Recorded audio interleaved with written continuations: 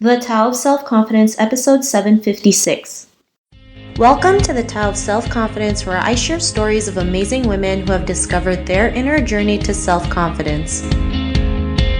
Visit our website at thetaoofselfconfidence.com. Your inner journey to self-confidence awaits.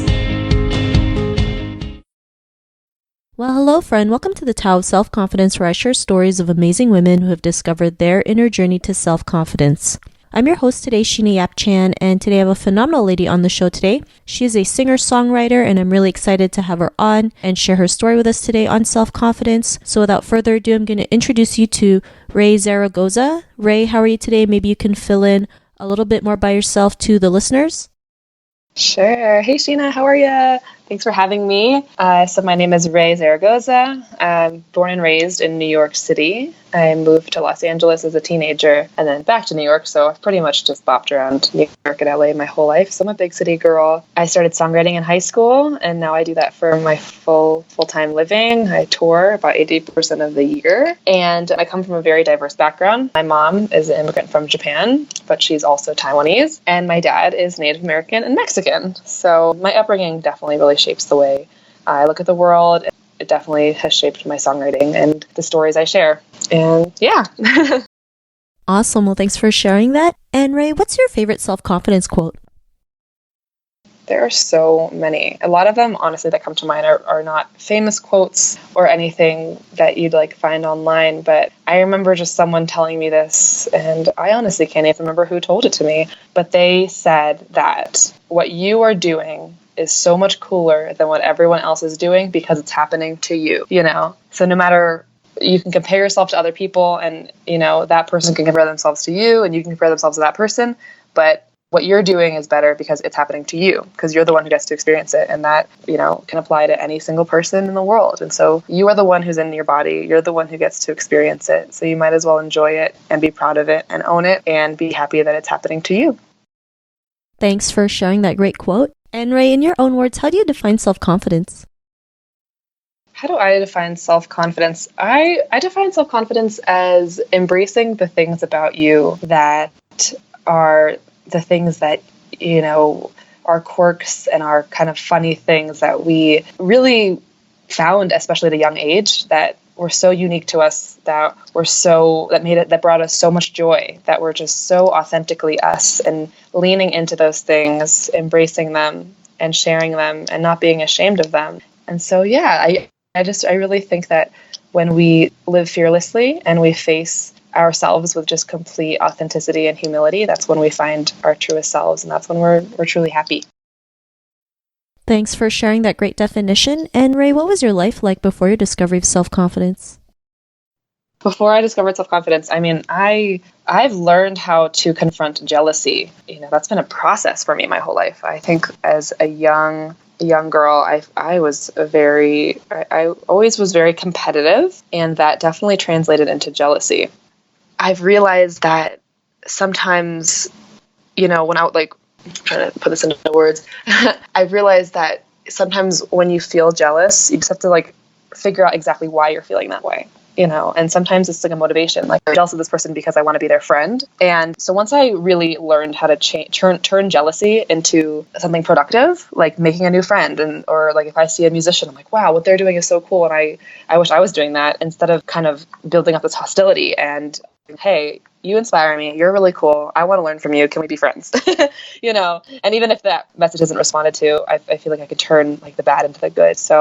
But before I found that confidence and that assurance in myself, I had some debilitating nights of jealousy where I would cry and just be so sad in how I was, and and just be I didn't really feel comfortable in my own skin. I think I dealt a lot as a young child, really being in denial and ashamed of being a woman of color and being the daughter and am a minority. That brought me a lot of insecurity. I used to wake up in the morning and do things like put lemon juice all over my skin because I wanted to lighten my skin pigmentation, because I was so ashamed of having dark skin. I used to try to wear colored contacts, and I just wanted to I was so ashamed of being a woman of color, and that that took a lot of reflection and a lot of soul searching to figure out like, hey, wow, this is not me.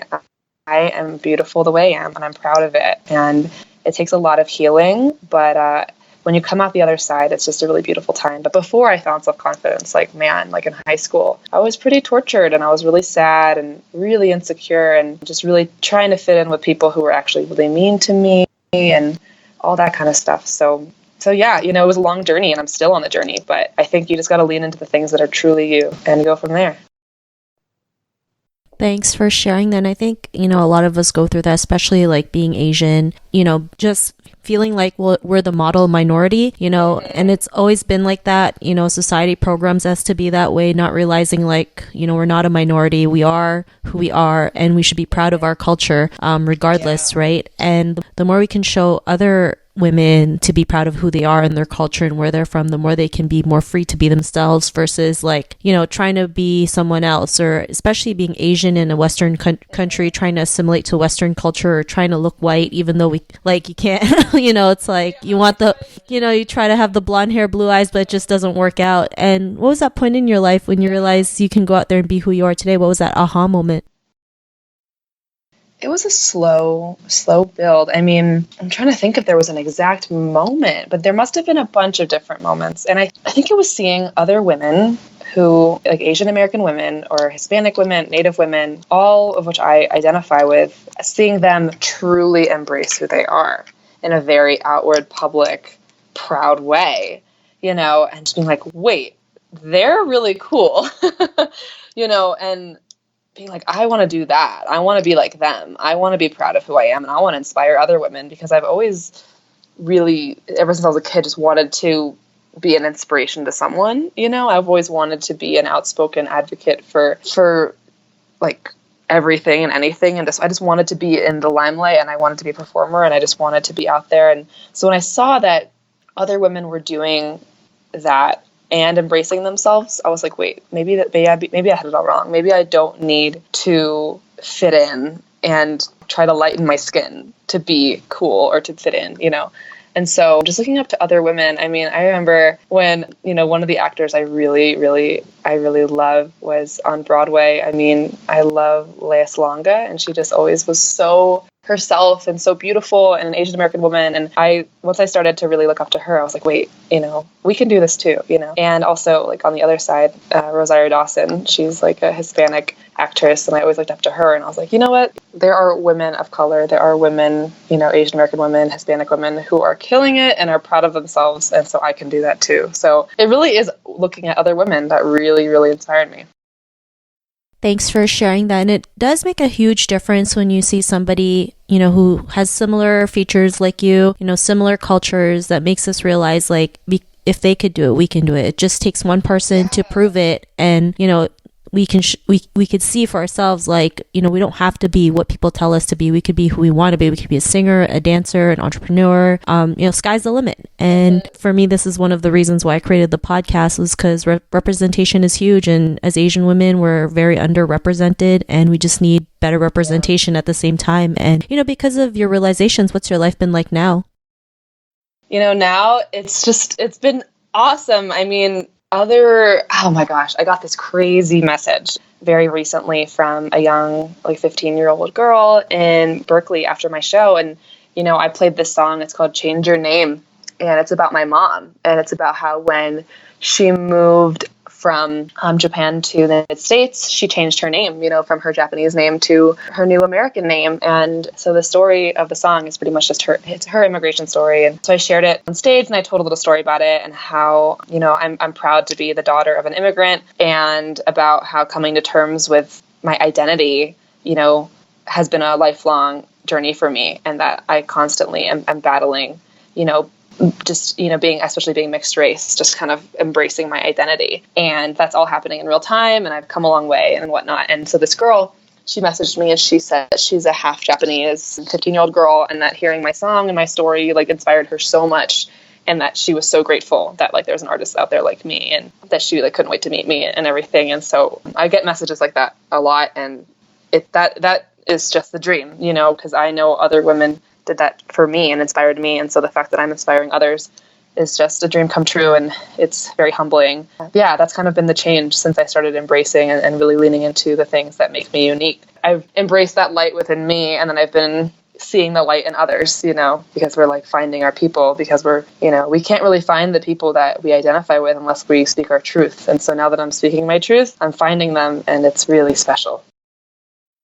Thanks for sharing that. And, to the woman who's listening to your episode, she may be in her own journey to self-confidence. What would be that one tip you'd give to her? I would say just to be very patient with yourself. It is not an overnight process at all. And there's just because you know that you want to be more self-confident or that you want to embrace who you are, doesn't mean that the next day you wake up, you're going to feel that way. It's not a straight line forward, and even now I feel so rooted in myself. I feel so proud of who I am and my family and where I come from. But, I still have days where I feel, I always call it my identity crisis days where I'm like, oh my gosh, because, being so mixed race, being like a quarter Japanese and a quarter Taiwanese and a quarter Mexican, quarter Native American, I'm like, oh my gosh, I'm not enough of any of these things to really be a part of any community. And that, makes me sad sometimes. And sometimes I get insecure again about being mixed race. And then I, have a couple days of feeling out of it. And then the next day I wake up and I'm like, no. And then I embrace it even deeper and I feel even more self-confident. So my greatest advice is to be patient. And, the first step to change is acceptance. And so once you accept that you want to go on this journey to really embracing who you are, just little by little, just do those little things. Just start journaling about the things that make you sad or the things that make you jealous, and try to find the core and the root of those things and start to find people in your community that feel the same way, and really talk to people who understand. And it'll be a slow process, but you'll just see it happen before your eyes. And it's a beautiful journey. And so, but my greatest advice is to be patient. Thanks for sharing those great tips. And I totally agree. A lot of people feel like this is an overnight journey, but it's really like something you deal with for the rest of your life, because we'll always have new challenges. We're gonna have days where we're not 110% confident, which is why it's so necessary to work on ourselves and just realize it's all a process. So thanks again for sharing that. And if our listeners wanted to get to know a little bit more about you and what you do and check out some of your work, is there any links or social media profiles we can connect with? Yeah, you can find me at RayeZaragoza.com. It's RayeZaragoza.com. We're on Instagram at Raye Zaragoza, and on Facebook, everything Raye Zaragoza. And so, yeah, connect with me, send me a message. We'd love to hear from you. If you need any support, you can always message me. Thanks for sharing that. And to our listeners, if you want to connect with Raye, you can also head on over to the taoofselfconfidence.com and search for Raye's name. Her show notes will pop up along with everything else that we talked about. And I really just want to thank Raye today for taking the time to share her story and tips with us on self-confidence. So thank you so much, Raye. Thank you so much for having me. Not a problem. It was really great having you on the show. And to our listeners, be on the lookout for another new episode of another amazing woman's journey to self-confidence. And we'll talk to you soon. Bye for now. Thank you for tuning in to another amazing episode of the Tao of Self-Confidence. Get your free self-talk tape for building self-confidence by visiting our website at thetaoofselfconfidence.com. Your inner journey to self-confidence awaits.